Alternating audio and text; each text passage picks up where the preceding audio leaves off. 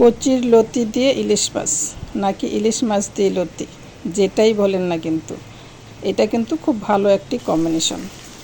তাই লতি আর ইলিশ মাছ দিয়ে রান্না করার জন্য আমি একটি চুলোয় ফ্রাই প্যান বসিয়ে দিলাম। তার মধ্যে পেঁয়াজ কুচি তেলের মধ্যে ভেজে নিলাম, আর দিয়ে দিলাম আদা বাটা, রসুন বাটা, সাথে অন্যান্য মশলাগুলো দিয়ে দিচ্ছি এক এক করে।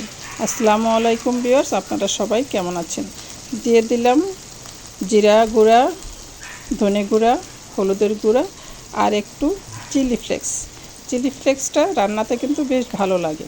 এখানে মরিচের গুঁড়া দিলেও হতো, আমার কাছে চিলি ফ্লেক্সটা ছিল, এটা খেতে খুব ভালো লাগে, তাই আমি একটু চিলি ফ্লেক্সই দিয়ে দিলাম। এখন সামান্য একটু পানি দিয়ে মশলাটা যাতে পুড়ে না যায় সেজন্য খুব সুন্দর করে কষিয়ে নিচ্ছি। দেখুন কালারটা কি সুন্দর এসেছে না? এর মধ্যে কিন্তু একটু তেজপাতাও দিয়েছি। তো যা বলছিলাম, ফেসবুকে চিংড়ি মাছ আর লতি রান্না দেখে দেখে আমারও ইচ্ছে হলো একটু লতি খেতে। তার জন্য আমি তৈরি হলাম যে আমি ইলিশ মাছের কাটা মাথা লেজ দিয়ে একটু লতি রান্না করব। এটা খুবই সুস্বাদু হয়। আপনারা যারা এভাবে খেয়ে থাকেন তারা নিশ্চয়ই কমেন্টে জানাবেন, আর যারা আমার ভিডিও দেখেন পছন্দ করেন তারা অবশ্যই আমাকে লাইক কমেন্ট করে সাপোর্ট করে যাবেন, আর বন্ধুদের সাথে একটু শেয়ার করবেন যাতে যদি আমার রান্নাটা আপনাদের ভালো লাগে। দেখুন এখন আমি ইলিশ মাছটা দিয়ে একটু কষিয়ে নিলাম, তারপরে ওই যে কেটে ধুয়ে রাখা পরিষ্কার করে সুন্দর করে লতিটাও দিয়ে দিলাম। এখন আমার সব কিছু মশলাপাতি দেওয়া কিন্তু কমপ্লিট, শুধু এখন নেড়ে চেড়ে রান্না করারই পালা। হ্যাঁ, এখন শুধু সুন্দর করে এটাকে রান্না করতে হবে।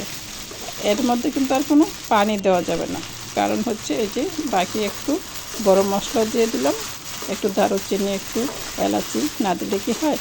এখন দেখুন আমার রান্নাটা হতে চলেছে। এখন একটু দিয়ে দিতে হবে লবণ, কারণ লবণ না দিলে তো কোনো রান্নাই কমপ্লিট হবে না। এই লবণটা খুব জরুরি যে কোনো রান্নায়, যে কোনো খাবারে স্বাদ আনে এই লবণে। বাস দিয়ে দিলাম। এখন একটু ডেকে রান্না করব। কোনো পানি দেওয়া লাগবে না, কোনো জল দেওয়া লাগবে না, এতেই যে পানি আসবে তাতেই সুন্দর মতো রান্না হবে এই লতিটা। দেখুন অনেকটাই সেদ্ধ হয়ে আসছে, ক্রমান্বয়ে প্রতিবার একটু একটু করে নেড়ে দিলেই দেখবেন যে লতিটা বেশ আস্তে আস্তে থাকবে, আবার সেদ্ধ হবে, ভেতর থেকে খুব ভালো করে কুক হবে।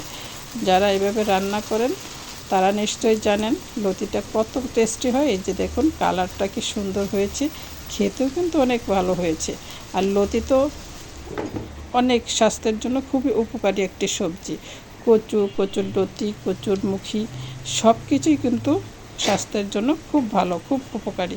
এই যে দেখুন লতিটা কিন্তু আমার প্রায় হয়ে আসছে, দেখতে পাবেন কতটা সুন্দরভাবে সেদ্ধ হয়েছে। আমি কিন্তু কোনো পানি দেইনি। এই যে দেখুন আমি একটু চাপ দিয়ে দিচ্ছি, দেখুন এই যে একদম গলে গিয়েছে। এখন শুধু নেড়ে চেড়ে নিলেই হবে। এখন আমার কাছে যেহেতু ধনেপাতা ছিল না, তাই ধনেপাতাটা আর দিতে পারলাম না। ধনেপাতা দিলে আরও ফ্লেভারফুল হতো।